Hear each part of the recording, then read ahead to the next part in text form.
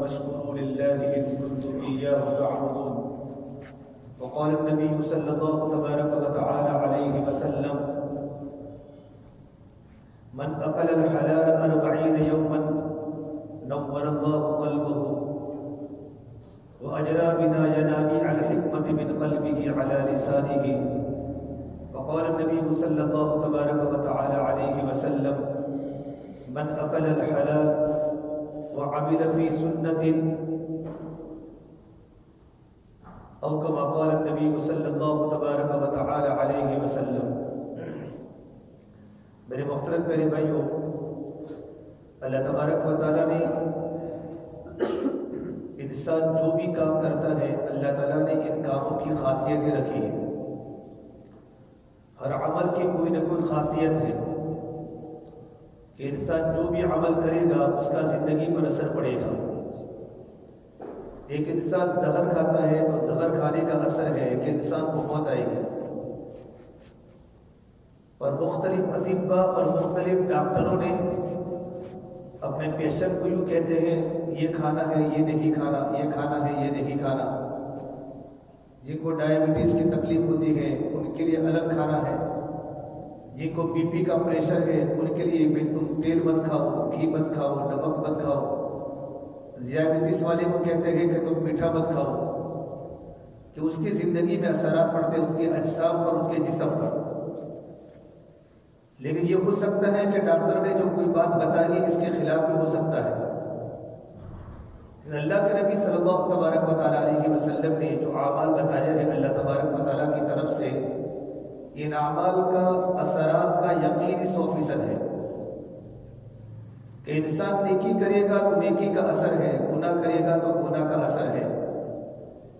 کہ انسان نیکی کرے گا تو دل کو سکون ملے گا، اللہ تبارک و تعالیٰ کی محبت دل میں آئے گی. انسان گناہ کرے گا تو دل میں اللہ تبارک و تعالیٰ کی محبت ختم ہو جائے گی، گناہوں کی محبت دل میں آئے گی.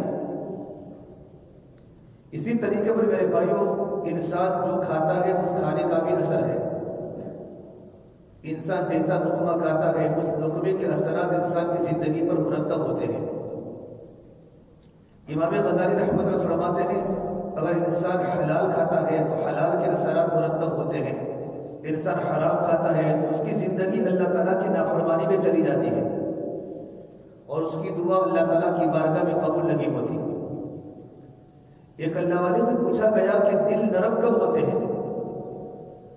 کہا دل نرم ہوتے ہیں حلال روزی سے.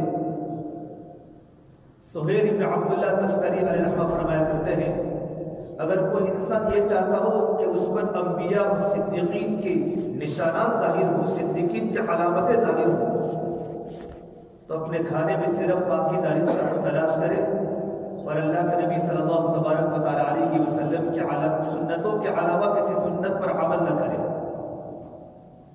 حضرت عبداللہ ابن مبارک رحمۃ اللہ فرماتے ہیں کہ اگر میرے پاس کوئی شک والا پیسہ آ جائے، شک والا ڈاؤٹ فل پیسہ آ جائے، ایک ڈاؤٹ فل پیسے کو میں واپس کر دوں، مجھے 70 لاکھ درہم کے صدقہ کرنے سے بہتر ہے.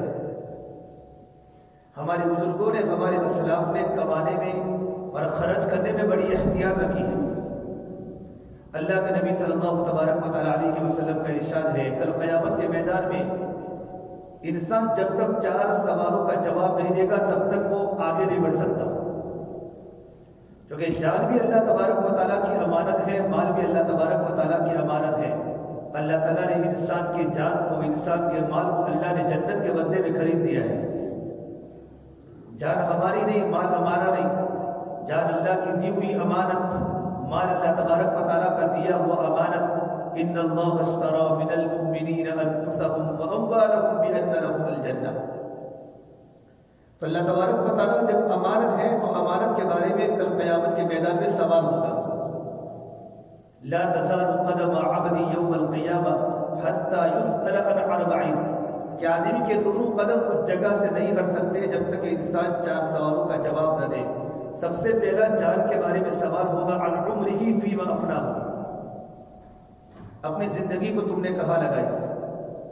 کیونکہ زندگی اللہ تبارک و تعالیٰ کی نعمت ہے، جان اللہ تبارک و تعالیٰ کی نعمت ہے.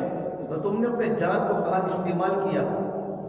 یا حلال کمانے میں استعمال کیا، اللہ تعالیٰ کی فرمانبرداری میں استعمال کیا، یا اللہ تبارک و تعالیٰ کی نافرمانی میں استعمال کیا، آپ صلی اللہ تبارک و تعالیٰ علیہ وسلم کے طریقے کو زندگی کا مقصد بنایا، یا اللہ کے نبی کے دشمنوں کو اپنا رہبر بنایا، مستقل جان کے بارے میں سوال ہوگا، ان عمرہ فیما افناہ۔ اور زندگی میں میرے بھائیو زندگی میں جوانی بھی آ گئی، بڑھاپا بھی آ گیا، بچپنا بھی آ گیا، لیکن رب العالمین مستقل جوانی کے بارے میں سوال کرے گا، عن شبابہ فیما ابلاہ، کہ تم نے اپنی جوانی کو کہاں لگایا، کہ مستقل جوانی کے بارے میں سوال ہوگا۔ حدیث پاک میں ہے کہ کل قیامت کے میدان میں 7 انسان اللہ تبارک و تعالیٰ کے عرش کے سائے کے نیچے ہوں گے کہ ان میں اللہ کے علاوہ کوئی سایہ نہیں ہوگا، نفسی کا عالم ہوگا۔ اس میں وہ نوجوان اللہ تعالیٰ کے عرش کے سائے کے نیچے ہوگا جس نوجوان نے اپنی جوانی اللہ تبارک و تعالیٰ کی عبادت میں گزاری ہو۔ شاب نشأ فی عبادت اللہ سبحانہ تبارک و تعالی، کہ وہ نوجوان جس نے اپنی جوانی کی قیمتی دین اللہ تبارک و تعالیٰ کی عبادت میں، اللہ کی دین کی محنت میں گزاری ہو۔ شیطان جوانی کو برباد کرنے میں در پہ ہوتا ہے۔ حدیث پاک میں لکھا ہے ایک انسان حلال غذا کھاتا ہے، ایک نوجوان عبادت کرتا ہے، تو شیطان پوچھتا ہے نوجوان عبادت کرتا ہے کہ ہاں، تو شیطان پوچھتا ہے اپنے چیلوں سے، کہتا ہے اس نوجوان کی غذا دیکھو۔ اس نوجوان کی غذا کیا ہے کہ نوجوان 24 گھنٹے اللہ تعالیٰ کی عبادت میں لگا ہے، لیکن اس کی غذا اگر حرام کی ہے تو اس نوجوان کو اپنی حالت پر چھوڑ دو، وہ کتنی ہی عبادت کرے گا، جب اس کی غذا حرام ہے اس کی عبادت اللہ کی بارگاہ میں قبول نہیں ہوتی۔ تو سوال ہوگا زندگی کے بارے میں، زندگی کہاں لگائی، جوانی کہاں لگائی، اور نمبر 3 سوال ہوگا مال کے بارے میں، عن مالہ من این اکتسبہ وفیما انفقہ، کہ تم نے مال کہاں سے کمایا اور مال کہاں خرچ کیا۔ مستقل کمانے کے بارے میں اللہ کی بارگاہ میں سوال ہوگا، تمہاری کمائی حلال کی تھی یا حرام کی تھی، من این اکتسبہ۔ آج دنیا میں بہت ساری نئی نئی کمپنیاں ہیں، نئے نئے شیئرز نکلے ہیں، اور انسان سوچتا نہیں ہے کہ وہ حلال کی حرام کی، اور انسان اس میں کیا کرتا ہے، اپنے آپ کو ڈال دیتا ہے۔ تو میرے آقا صلی اللہ تبارک و تعالیٰ علیہ وسلم نے فرمایا ان قریب میری امت پر ایک زمانہ آنے والا ہے کہ انسان کو یہ پتہ نہیں ہوگا کہ میں حلال کا کماتا ہوں حرام کا کماتا ہوں، من الحلال اور من الحرام، کہ حلال کے لقمے کا اثر ہے اور حرام کے لقمے کا اثر ہے۔ اللہ کے نبی صلی اللہ تبارک و تعالیٰ علیہ وسلم ایک مرتبہ گھر میں، حضرت عائشہ فرماتی ہیں آپ گھر میں کروٹیں بدل رہے ہیں، گھر میں سوتے نہیں پوری رات۔ یا رسول اللہ آپ کو پوری رات نیند کیوں نہیں آتی، آپ کروٹیں بدلتے ہیں؟ کہ عائشہ بھی کیا کروں، گھر میں ایک کھجور پڑی ہوئی تھی اور میں نے کہا میرے کھجور کو کھا لی تاکہ کھجور ضائع نہ ہو جائے، لیکن بعد میں مجھے اس بات کی فکر ہوئی ہے کہیں کھجور صدقے کی نہ ہو، حالانکہ ہو سکتا ہے کہ کھجور میری ذاتی ہوگی، لیکن جو کہ صدقے کا مال اللہ کے نبی کے گھر پر آیا کرتا تھا اور آپ صلی اللہ تبارک و تعالیٰ علیہ وسلم ان مالوں کو تقسیم فرماتے تھے، تو مجھے خطرہ ہے کہ صدقے کی کھجور نہ ہو، اس سے پوری رات مجھے نیند نہیں آئی۔ یہ مال کے بارے میں احتیاط، عقیدہ کے بارے میں۔ آپ صلی اللہ تبارک و تعالیٰ علیہ وسلم ایک انصاری صحابی کی نماز جنازہ پڑھ کے آ رہے تھے، تو ایک قاصدہ ایک عورت کی طرف سے، اور کہ اللہ کے نبی آپ کی کھانے کی دعوت ہے، تو آپ صلی اللہ تبارک و تعالیٰ علیہ وسلم صحابہ کرام کو لے کر اس کے گھر پر کھانے گئے۔ صحابہ کرام کا بیان ہے جب اللہ کے نبی نے لقمہ اٹھائے، لقمہ تو لقمہ کھانے کے بعد لقمہ نگلا نہیں جاتا، چبا رہے گئے، چبا لیکن لقمہ پیٹ کے اندر نہیں جاتا۔ تو میرے نبی نے فرمایا ہو سکتا ہے یہ گوشت مالک کی اجازت کے بغیر لیا گیا ہو۔ تو آپ اس عورت سے پوچھا یہ بکری تم نے کہاں سے خریدی؟ کہ اللہ کے نبی صلی اللہ تبارک و تعالیٰ علیہ وسلم میں نے بکریوں کے ریوڑ میں قاصد کو بھیجا تھا بکری کو خریدنے کے لیے، لیکن بکریوں کے ریوڑ میں بکری نہیں ملی، تو پڑوس کے گھر پر بکری تھی، میں قیمت کو دے کر پڑوسی کے گھر پر بکری کو خریدنے کے لیے ایک انسان کو بھیجا، لیکن پڑوسی گھر پر موجود نہیں تھا، تو اس کی عورت نے اپنے شوہر کی اجازت کے بغیر بکری مجھے دے دی، میں نے بکری کو ذبح کر لیا۔ میرے آقا نے فرمایا یہ گوشت قیدیوں کو کھلا دو، نبی کے لیے گوشت کھانا حلال نہیں ہے۔ آج وہ جہاں بھی دعوت دی، جہاں بھی وہ انسان چلا جاتا ہے کہ حلال کے لقمے کا اثر ہے کہ دل نرم اس وقت بڑھے گے جب انسان کا کھانے کا لقمہ حلال کا ہوگا۔ حضرت علی ایسا فرمایا کرتے تھے لقمہ سمندر کے خیالات موتی ہیں، جیسا لقمہ ہوگا ویسے خیالات بنیں گے۔ اور بخاری شریف میں اللہ کے نبی فرماتے صلی اللہ تبارک و تعالی علیہ وسلم کہ ان اللہ طیب لا یقبل الا طیبا، کہ اللہ تبارک و تعالیٰ کی ذات تو پاکیزہ ہے اور اللہ تبارک و تعالیٰ پاکیزہ روزی کو ہی پسند فرماتے ہیں، اللہ حرام لقمے کو پسند نہیں فرماتا۔ پھر اللہ تبارک و تعالیٰ نے جن چیزوں کا اپنے امت کو حکم دیا ہے انہی چیزوں کا انبیاء علیہ السلام کو حکم دیا۔ انبیاء علیہ السلام کو فرمایا یا ایھا الرسول کلوا من الطیبات واعملوا صالحا، یہ انبیاء کی جماعت پاکیزہ روزی کھاؤ اور نیک عمل کرو۔ کہ نیک عمل کی توفیق، اللہ کے سامنے راتوں کے رونے کی توفیق اور قرآن کریم کی تلاوت کی لذت اور اللہ کے سامنے رونے کی مزت اور رونے کی گریہ زاری اور نمازوں کی پابندی یہ حلال غذا سے ہوگی۔ اور اللہ نے ایمان والوں کو حکم دیا ایمان والوں ہم نے تم کو جو رزق عطا فرمایا ہے اس میں سے پاکیزہ روزی کھاؤ۔ یا ایھا الذین آمنوا کلوا من طیبات ما رزقناکم واشکروا للہ ان کنتم ایاہ تعبدون۔ بھائی رزق تو اللہ تبارک و تعالیٰ دیتا ہے۔ پھر اس کے بعد اللہ کے نبی صلی اللہ تبارک و تعالیٰ علیہ وسلم ایک مثال دے کر سمجھاتے ہیں کہ ایک انسان لمبے لمبے سفر کرتا ہے یطیل السفر، اور مسافر کی دعا اللہ تعالیٰ اپنی بارگاہ میں قبول کرتا ہو، چاہے وہ سفر تبلیغ کی محنت کا ہو یا وہ سفر جہاد کا ہو یا وہ سفر حج کا ہو یا وہ سفر عمرے کا ہو۔ ایک آدمی دین کے لمبے لمبے سفر کرتا ہے اور سفر کی وجہ سے اشعث اغبر، اس کا پورا بدن پٹیالہ ہو چکا ہے، اس کے بدن کے کپڑے میلے ہو چکے ہیں۔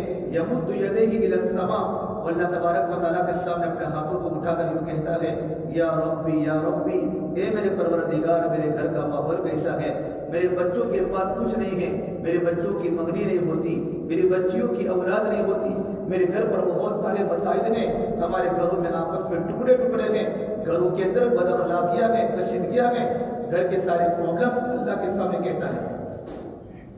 اور مسافر کی دعا تو اللہ اپنے بارگاہ میں قبول کرتا ہے، تو اللہ تبارک و تعالیٰ کی طرف سے آواز آتی میرے بندے ملبسک حرام، تیرا پہننا تو حرام کا ہے، مطعمہ حرام، تیرا کھانا بھی تو حرام کا ہے، ومشربہ حرام، اور تیرا پینا بھی تو حرام کا ہے۔ جب تیری پرورش حرام غذا سے ہوئی ہے تو ایسی دعا اللہ کی بارگاہ میں کیسے قبول ہوگی؟ کہ اللہ کی بارگاہ میں دعا اسی وقت تک قبول ہوگی جب کہ آدمی کا لقمہ حلال کا ہو، آدمی کا لقمہ حلال کا ہو۔ اور میرے آقا صلی اللہ تبارک و تعالی علیہ وسلم نے فرمایا قیامت کے پہلے پہلے دو چیزیں انسان کو کم ملے گی۔ ایک تو فرمایا قیامت کے پہلے پہلے حلال 1 روپیہ تلاش کرنے کے لیے انسان کو محنت کرنی پڑے گی کہ سارا کا سارا حلال مال حرام میں مل جائے گا۔ قلما یوجد من آخر الزمان من درار من حلال من درہم، کہ قیامت کے پہلے پہلے 1 حلال درہم تلاش کرنا مشکل ہو جائے گا۔ اور دوسری بات فرمائی مخلص دوست تک کم ملیں گے، جتنے بھی دوست ملیں گے اغراض والے ملیں گے، ان کے دل میں کوئی نہ کوئی کسی کے بارے میں خواہش ہوگی، غرض پرستی ہوگی کہ مخلص دوست قیامت کے پہلے کم ملیں گے اور حلال درہم بھی قیامت کے پہلے کم ملیں گے۔ اس سے انسان اس حدیث کے پیش نظر انسان کو سوچنا چاہیے، آج نئی نئی کمپنیاں نکلتی ہیں جاب کے لیے، نئے نئے شیئر نکلتے ہیں، ہم علماء کرام سے اس کے بارے میں مسائل پوچھیں اس میں کتنا حلال کا اور کتنا حرام کا ہے۔ اللہ کے نبی صلی اللہ تبارک و تعالی علیہ وسلم نے امت کو حلال کی ترغیب دی ہے، اور صحابہ کرام نے کتنا احتیاط کیا ہے کہ ایمان کی علامت تقویٰ ہے اور متقی کی علامت ہے کہ متقی کو حرام ہضم نہیں ہوتا۔ اور میرے بھائیوں جب حرام کے لقمے گھروں میں آتے ہیں نا اللہ تعالیٰ اولادوں کو نافرمان کر دیتا ہے، اولادیں آوارہ ہو جاتی ہیں، بچیاں بے پردہ ہو جاتی ہیں، اور نوجوان بچے آوارہ ہو جاتے ہیں کہ نوجوان بچوں کے آوارہ ہونے کے پیچھے اور بچیوں کے بے پردہ ہونے کے پیچھے بہت بڑے بڑے اسباب ہیں، ان میں ایک سبب ہے وہ حرام لقمہ ہے۔ اس لیے اللہ کے نبی صلی اللہ تبارک و تعالی علیہ وسلم نے فرمایا انسان ذلت کے اسباب اختیار کر کے بھی لاری چلا کر بھی حلال روزی کو تلاش کرتا ہے تو میرا اللہ اس میں برکت دے دیتا ہے۔ برکت تو اللہ تبارک و تعالیٰ کے ہاتھ میں ہے۔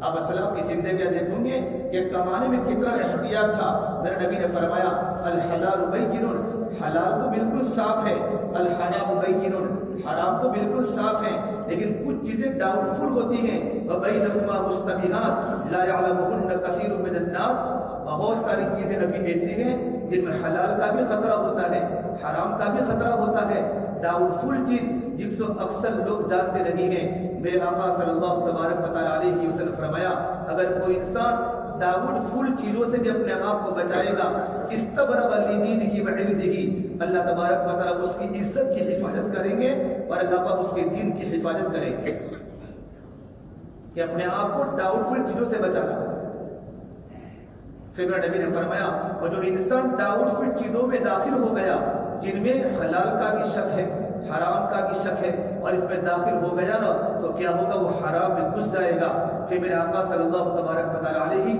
وسلم ایک مثال دی ہے ایک چرواہا اپنی بکریوں کو چراگاہ کے آس پاس میں چراتا ہے تو خطرہ ہے کہ بکریاں چراگاہ کے اندر منہ ڈال دے اس بات کا خطرہ ہے جب انسان ڈاؤٹ فل چیزوں کو اختیار کرنا چاہے گا انسان حرام میں گھس جائے گا پھر میرے نبی نے فرمایا ان لکل ملک حمن ہر بادشاہ کی کوئی نہ کوئی باڑ ہوتی ہے اللہ تبارک و تعالیٰ کی باڑ حرام کردہ چیزوں سے اپنے آپ کو بچانا ہے حلال لقمے کے اثرات ہیں اور حرام غذا کے اثرات ہیں حلال لقمے جب گھروں میں آئیں گے ہماری بچیوں میں نیکی کا شوق پیدا ہوگا ہمارے جوان لڑکے راتوں کو رونے والے بنیں گے امام احمد بن حنبل رحمۃ اللہ علیہ الجزائر میں رہتے تھے امام شافعی رحمۃ اللہ علیہ مصر میں رہتے تھے امام شافعی کا آخری زمانہ مصر میں گزرا امام احمد بن حنبل بڑے عالم تھے دونوں بڑے عالم تھے امام شافعی استاد تھے تو استاد نے اپنے شاگردوں کو خط لکھا امام احمد تم کم سے مغربی ممالک میں رہتے ہو مجھے تمہاری دیکھنے کی زیارت نہیں ہو رہی ہے میں چاہتا ہوں میں تمہاری ملاقات کروں اگر ہو سکے اگر تم کو آسانی ہو تو تم مصر تشریف لاؤ امام احمد بن حنبل نے فرمایا حضرت میں مصر خود آ جاتا ہوں بڑے عالم تھے وقت کے امام تھے وقت کے مقتدا تھے جب امام احمد بن حنبل مصر میں تشریف لانے کا ارادہ کیا امام شافعی رحمۃ اللہ علیہ اپنے وہاں کے علماء کو لے کر یہاں تک کہ مصر کا وقت کا بادشاہ بھی ان کے استقبال میں چلا اور بڑے بڑے علماء حکام اور زعماء ان کے استقبال میں آ گئے اور امام شافعی کے گھر میں تو عجیب منظر تھا ان کی بچیاں بڑی خوش تھی آج میرے گھر پر اللہ کے نیک بندے تشریف لانے والے ہیں اللہ کے نیک بندے کا ہمارے گھر پر قیام ہوگا ہمارے گھر پر کھانا ہوگا جب امام احمد بن حنبل رحمۃ اللہ جب گھر پر تشریف لائے تو تشریف لانے کے بعد جب ان کے سامنے کھانا پیش کیا گیا تو اتنا زیادہ کھایا جیسے انسان 7 دن سے بھوکا ہو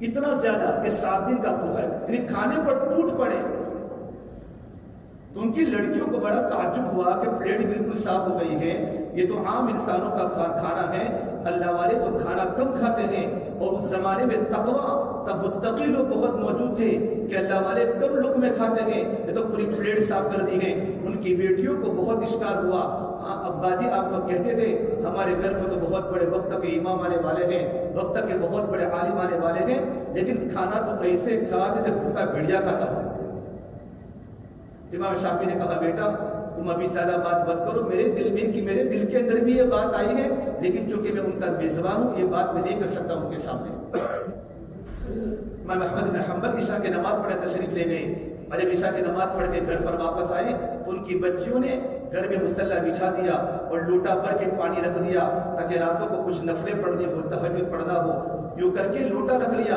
امام احمد بن حنبل رات کو تشریف لائے اور گھر میں جا کر سو گئے صبح کا وقت ہوا فجر کی اذان ہوئی تو امام صاحب مسجد میں نماز پڑھنے تشریف لے گئے ان کی بچوں نے گھر پر آ کر دیکھا تو لوٹے میں پانی بھرا ہوا ہے ان کی بچوں کو اشکال ہوا کیسا بزرگ ہے لوٹے میں پانی پڑا ہوا ہے اس نے تہجد کی نماز میں نہیں پڑھی کھانا پیٹ بھر کے کھایا ہے تو امام شافعی رحمۃ اللہ علیہ بچوں کی بات سن کر امام شافعی کے دل پر اثر ہوا امام احمد بن حنبل نے تشریف لائے تو کہا حضرت میں آپ میں کچھ بدلاؤ دیکھ رہا ہوں یہ بدلاؤ کب سے آیا دنیا کی محبت کھانے کی محبت اور آپ نے راتوں کو نفلیں نہیں پڑھی اللہ والوں کی نظر بڑی عجیب ہوتی ہے کہا امام شافعی اپنے استاد کو فرمایا استاد جی جب میں آپ کے دسترخوان پر بیٹھا تھا مجھے بھوک نہیں تھی لیکن اللہ کی قسم آسمان سے حلال غذا کے انوارات آپ کے کھانے پر برس رہے تھے پورا کھانا نورانی تھا میں نے دل میں سوچا کہ میں پیٹ بھر کے کھانا کھاؤں تاکہ حلال کھانے کا جز میرے بدن کا جز حلال کھانا بنے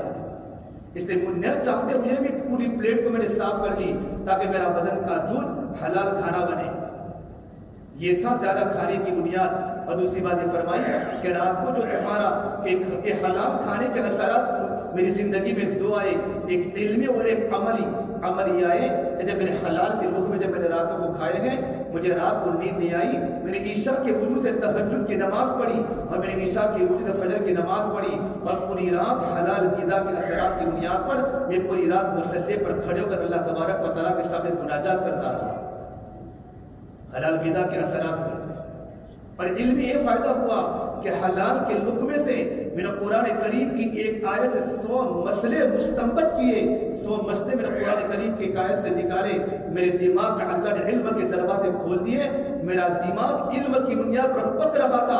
اتنے اللہ تعالیٰ کے انوارات میرے ذہن پر بارش ہو رہی تھی. یہ حلال غذا کے اثرات ہیں. میرے بھائی اپنے بچوں کو بھی حلال کھلاؤ. کیوں سنیچر سنڈے کو ہوٹلوں میں چلے جاتے ہو اور ہوٹلوں میں جانے کی بنیاد پر اکثر بچوں کی زندگی خراب ہو جاتی ہے. ہمارے قریب کے پڑوس کے بہت بڑے عالم علامہ ذوالفقار نقشبندی فرماتے ہیں کہ ہمارے مدرسے میں ایک بچہ مدرسے میں درجہ حفظ پڑھتا تھا. استاد نے بڑی محنت فرمائی لیکن بچہ چلتا نہیں تھا. کہ استاد نے مجھے کہا میں بچے پر بہت محنت کرتا ہوں لیکن بچہ مدرسے میں چلتا نہیں. تو وہ اس بچے کا ابو بھی ڈاکٹر تھا, اس کی امی بھی لیڈی ڈاکٹر تھی. بچے کو بلا کر پوچھا بیٹا تم سیٹرڈے سنڈے کو کھانا کہاں کھاتے ہو؟ کہ ہم ہوٹل میں کھانا کھاتے ہیں, ریسٹورنٹ میں کھانا کھاتے ہیں. حضرت کو یہ بات سمجھ میں آ گئی. فرمایا تمہارے ابو تمہارے امی کو گھر مدرسے میں بلاؤ. اور بلانے کے بعد فرمایا حضرت فرمایا کہ تم حرام غذا چھوڑ دو. ہوٹلوں میں کھانا پکانے والے اکثر بے نمازی ہوتے ہیں, پتہ نہیں کہاں سے کھانے آتے ہیں. اس لیے اپنے آپ کو گھروں کے کھانے میں تم خود گھروں کے کھانا کھاؤ. حرام نہیں ہے, کھانا انسان کھا سکتا ہے لیکن تقوی کی چیز ہے کہ آدمی حلال اور طیب چیزوں کو کھاوے اور اپنے بیٹے کو حلال روزی کے لقمے کھلاؤ. حضرت کی بات سننے کے بعد میاں بیوی دونوں بات سمجھ گئے. یوں فرماتے ہیں جب سے انہوں نے حلال غذا گھر میں شروع کی اور سنیچر اور اتوار کو گھر پر کھانا شروع کیا, یہ بچہ جس نے 1 سال میں 3 پارے کیے تھے وہ بچہ 4 مہینے مکمل حافظ قرآن بن گیا. اگر بچوں کو دیندار بنانا ہو اور بچوں کو نیک بنانا ہو تو ضرورت ہے اس بات کی کہ ہمارے گھروں میں حلال کھانے ہو. حضرت عمر رضی اللہ عنہ مسجد کے اندر بیٹھے ہوئے ہیں اور ایک ساتھی دودھ لے کر آئے, پیالے میں دودھ لے کر آئے. انہوں نے دودھ کو تناول پر نوش فرمایا. دودھ پینے کے بعد فرمایا بھائی تم دودھ کہاں سے لایا؟ دودھ تو بہت میٹھا ہے. اس نے کہا حضرت ابھی ایک جگہ پر صدقہ و زکات کی اونٹنیاں وہاں چل رہی تھی اور چرواہا لوگوں کو دودھ پلا رہا تھا تو میں وہاں سے بھی دودھ کو لے کر آ گیا اور آپ کو پلا دیا. حضرت عمر نے فرمایا کہ تو نے کیا غلطی کر لی ہے؟ اپنے انگلی کو اندر گلے میں ڈال کر اس دودھ کو نکالنے لگے یہاں تک ان کو کیا ہو گئی. تب جا کر فرمایا میرے اللہ نے مجھے حرام کے لقمے سے بچا لیا ہے. اور حدیث پاک میں ہے انسان قبر میں جاتا ہے تو قبر میں جانے کے بعد انسان کا سب سے پہلے اس کا پیٹ سڑتا ہے. انسان کو چاہے کہ اپنے پیٹ میں حلال لقمے رکھے. امام احمد بن حنبل بہت بڑے عالم, ان کے بیٹے عبداللہ فرماتے ہیں کہ میرے گھر کے دروازے پر ایک عورت آئی. دروازہ کھٹکھٹایا, میں نے باہر دیکھا تو عورت تھی, پردہ خاتون عورت تھی. پوچھا تمہارے ابا امام احمد بن حنبل گھر پر ہیں؟ کہ ہاں, کہ مجھے ایک مسئلہ پوچھنا ہے. تو دروازہ کھولا, وہ لڑکی پردے کے ساتھ گھر میں داخل ہوئی پر مسئلہ پوچھا کہ امام صاحب میں گھر میں اون کاٹتی ہوں, اون کاٹنے کے بعد دھاگا بنتا ہے, میں اون کاٹتی ہوں چراغ کی روشنی میں اور کبھی کبھی چراغ بجھ جاتا ہے تو میں چاند کی روشنی میں اون کاٹتی ہوں. تو کیا مجھے خریدار کو بتانا پڑے گا کہ میں نے آدھا اون چاند کی روشنی میں کاٹا ہے اور آدھا اون میں نے چراغ کی روشنی میں اس کو کاٹا ہے؟ امام صاحب اس کے سوال پر تعجب کر گئے. وہ کتنا بڑا تقویٰ تھا اور زندگی میں کتنا احتیاط تھا. امام صاحب نے فرمایا بیٹا اگر چراغ کی روشنی میں اون کاٹا ہوا اور چاند کی روشنی میں اون کاٹتے ہوئے اگر فرق ہوتا ہے تو آپ کو یہ بات بتانی پڑے گی. اس لڑکی نے فتویٰ پوچھنے کے بعد گھر پر گئی. امام صاحب نے بچے کو دوڑایا, بیٹا جا کر دیکھ تو صحیح یہ لڑکی کس کے گھر میں داخل ہوتی ہے. ایسا مسئلہ پوچھنے والے گھر بڑا متقی گھرانہ ہوتا ہے کہ جس کا ابا بھی نیک ہوگا, کہ جس کے بھائی بھی نیک ہوئے. تو امام احمد حنبل کے بیٹے فرماتے ہیں میں تھوڑا دور کھڑا رہا تو لڑکی بشر بن حارث کے گھر میں داخل ہوئی. تو امام صاحب نے فرمایا ان کے ابا یہ بشر بن حارث تو اس لڑکی کے بھائی ہیں کہ جب بھائی کی زندگی میں اتنا تقویٰ ہے تو بہن کی زندگی میں تقویٰ آنا یقینی ہے. اور اسی وقت ایک لڑکی میمونہ بن اقرا مسئلہ پوچھنے کے لیے امام صاحب کے پاس کہ امام صاحب ایک مسئلہ پوچھنے کے لیے آئی ہوں کہ میں بھی اون کاٹتی ہوں اور ان کاٹنے کے بعد میں نے دھاگے بنائے ہیں اور میں دھاگے دکان میں لے کر گئی دکاندار کے پاس کہ آپ اس کو بیچنا ہے، لیکن خریدنے والے کو یہ بات کہہ دینا کبھی کبھی میں روزے کی حالت میں ہوتی تھی تو اون کاٹتے کبھی میرا ہاتھ ڈھیلا ہو جاتا تھا، یہ بات سامنے خریدار کو بتا دینا تاکہ اس کو خریدار کو یہ نہ لگے کہ اس میں کوئی عیب نکل آیا تو مجھے اللہ کے سامنے جواب دینا پڑے گا۔ امام صاحب اس بچی کے مسئلے کو سن کر رو پڑے، اللہ تمہارے گھرانوں پر اللہ کروڑوں رحمت نازل فرماوے، تمہارے ابا کی کمائی کتنی حلال کی ہوگی کہ حلال غذا کے اثرات ہیں اور حرام لقموں کے اثرات ہیں۔ جب حلال غذا زندگی میں آئے گی اللہ تعالیٰ ہمارے بچوں کو نیک بنائیں گے۔ افغانستان کے بادشاہ دوست محمد بہت بڑے بادشاہ گزرے ہیں، ان کی دینی ضرب المثل تھی پہلے، ان کا لڑکا کسی نے کہا کہ آپ کے ملک پر کوئی انسان حملہ کر رہا ہے، اپنے بیٹے کو جھنڈا لے کر بھیجا کہ بیٹا ملک کو فتح کرو۔ تھوڑی دیر کے بعد اپنے گھر پر آئے تو دیکھا بیوی رو رہی ہے، بیوی کے سامنے ان کا چہرہ مغموم تھا۔ بیوی نے پوچھا تمہارے چہرے پر غمگین کے آثار ہے کہ اصل بات یہ ہے کہ میرا بیٹا گیا تھا لڑنے کے لیے، لیکن میں نے ابھی سنا ہے افسروں کی اطلاع ہے، خفیہ ایجنسی کی اطلاع ہے کہ میرا بیٹا ہار کے آ رہا ہے، میرا بیٹا پیٹ پھیر کے آ رہا ہے، تو ملک بھی مجھ سے چلا گیا اور میرا بیٹا بزدل بن کے آ رہا ہے۔ ان کی بیوی نے کیسے ہو سکتا ہے، میرا بیٹا سر کو کٹا سکتا ہے لیکن میرا بیٹا سر کو جھکا نہیں سکتا۔ امام تو وقت کے بادشاہ نے کہا عورتوں کو کیا پتا، عورتیں تو ہمیشہ گھر پر رہتی ہیں، یہ تو ہماری بات سنتی نہیں ہے، یہ نہیں ہو سکتا۔ کچھ دنوں کے بعد بادشاہ گھر میں تشریف لائے، بیگم صاحبہ نے دیکھا ان کا چہرہ بشاش ہے اور چہرے پر انوارات ہے۔ پوچھا تمہارا چہرہ کھلا ہوا ہے کہ بالکل بات صحیح نکلی جیسا تو نے کہا تھا، ہمارا بیٹا فاتح بن کر آ رہا ہے، ہمارا بیٹا ملک کو فتح کر کے جھنڈے گاڑتے ہوئے آ رہا ہے، لیکن تو نے کس یقین سے بات کہی کہ میرا بیٹا سر کو کٹا سکتا ہے لیکن سر کو جھکا نہیں سکتا؟ تو قاری تیسا میں لکھا ہے کہ ان کی بیگم نے کہا یہ تو راز کی بات ہے، میں راز کے بعد آپ کو نہیں بتا سکتی۔ تو بادشاہ سلامت نے کہا اگر تو راز کی بات نہیں بتائی گی تو کون بتائے گا؟ کہ بادشاہ سلامت جب یہ بچہ میرے پیٹ میں آیا اس وقت سے میں نے آپ کے گھر کا کھانا نہیں کھایا، میں خود ٹوپیاں بناتی تھی، تم وقت کے بادشاہ تھے اور میں ٹوپیاں بیچ کر جو اس کے پیسے آتے تھے اس سے میں اپنا الگ سے کھانا بناتی تھی تاکہ میرے پیٹ میں پیدا ہونے والا بچہ اللہ کا ولی بنے، نیک بنے۔ میں نے 9 مہینے تک احتیاط کے ساتھ کمائی کر کے کھانا کھایا ہے، 1 روپے میں نے آپ کی حکومت کا استعمال نہیں کیا۔ جب میرا بیٹا پیدا ہوا میں نے کسی انا کو دودھ پلانے کا نہیں بلایا، میں نے خود دودھ پلایا 2 سال، لیکن دودھ پلانے میں نے احتیاط کیا تھا۔ جب میرا بیٹے کو 2 سال تک میں حلال غذا مکمل کھاتی رہی، جب میرا بیٹا روتا دودھ پینے کے لیے تو میں وضو کرتی اور وضو کر کے میں 2 رکعت نماز پڑھتی اور 2 رکعت نماز پڑھنے کے بعد میں اپنے بچے کو دودھ پلاتی تھی۔ تو اس کے اندر بد اخلاقی کیسے آ گئی کہ بزدلی تو اخلاق کی کمی کی وجہ ہے، میرا بیٹا شیر تو ہو سکتا ہے میرا بیٹا بزدل نہیں ہو سکتا۔ کس منتوں کے ساتھ میں نے اپنے بیٹے کو پالا ہے۔ قاری صاحب نے لکھا ہے یہ بادشاہ کی بیگم کا گھر ہے، میں کسی مولانا کے گھر کی کارگزاری نہیں سنا رہا، ایک بادشاہ کی بیگم کی زندگی میں دین تھا، ان کے بچوں کی زندگی میں کتنا دین آ رہا ہے۔ اپنے گھروں میں دین کو لانے کے لیے، اپنے گھروں میں دینداری کو پیدا کرنے کے لیے ہمارے جوان لڑکے اللہ کو ماننے والے بنے، ہماری جوان بچے اب پردے میں آوے۔ اس کے بہت سارے اسباب ہیں، ان میں ایک سبب جو ہے وہ حلال لقمہ ہے۔ اپنی کمائیوں کو حلال بناؤ، حلال کے الگ اثرات ہیں، حرام کے الگ اثرات ہیں۔ حلال کھاؤ گے ہمارے بچے نیک بنیں گے۔ چٹنی روٹی کھانا لیکن میرے حرام کے لقمے اپنے بچوں کو مت کھلانا۔ جیسے ہماری اسلاف کی عورتیں جب شوہر گھر سے اشراق کے وقت نکلتا تھا تجارت کے لیے، عورتیں دروازے پر آ کر اپنے شوہروں کو الوداع کرتی تھی اور یوں کہتی میرے پیارے شوہر اتق اللہ فینا، ہمارے بارے میں اللہ سے ڈرنا، ہم چٹنی روٹی کھا کر گھر میں گزارا کر لے گی لیکن حرام کا لقمہ نہ ہمیں کھلانا، ہمارے بچوں کو کھلانا۔ تب جا کر واحد مشتاقی پیدا ہوئے تھے، تب جا کر سید عبد القادر جیلانی پیدا ہوئے تھے، اور تب جا کر حضرت عبد چشتی اجمیری پیدا ہوئے تھے، حضرت الیاس رحمۃ اللہ پیدا ہوئے تھے کہ بڑے بڑے علماء جو دنیا میں بنے گے ان کی گھریلو زندگی کو دیکھیں گے تو ان کے گھروں میں صرف حلال ہی حلال تھا۔ یہ تو حرام سے بھی اپنے آپ کو بچانا اور ڈاؤٹ فل لقموں سے بھی اپنے آپ کو بچانا یہ بہت ضروری ہے۔ آدمی حلال روزی کو تلاش کرے، جہاں لون، جہاں سود، یہ تو بہت گندی چیز ہے، اور جو لوگ اس کے اندر مبتلا ہیں وہ اللہ کے سامنے توبہ کرے، حلال روزی کی تلاش کرنے کی فکر کرے. کل میرے بعد قبر میں جانا ہے، اور قبر میں جانے کے بعد خطرناک اللہ کے سامنے حساب دینا ہے.